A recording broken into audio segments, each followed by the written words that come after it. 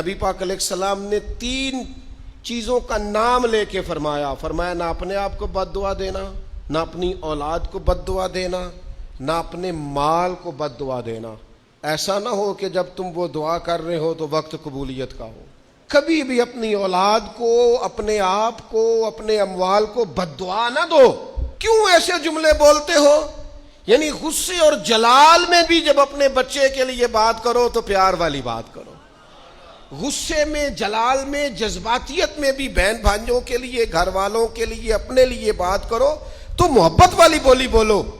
کبھی بھی اپنے لفظوں کو سخت نہ کرے۔ ہمارے ہاں 1 منٹ لگتا ہے، لوگ کہتے ہیں اللہ کرے میں مر جاؤں، اللہ کرے میں تباہ ہو جاؤں، اللہ کرے میں… او بھائی تو ٹھہر جا، اللہ تعالیٰ نے زندگی تجھے اپنے فضل سے عطا فرمائی ہے، تجھے کیا مصیبت بن گئی ہے، تو کہاں سے نکلا ہے، تو کہاں پہنچ گیا ہے، تو کیسے کہتا ہے میں مر جاؤں؟ تو اپنی جان کا مالک ہی نہیں۔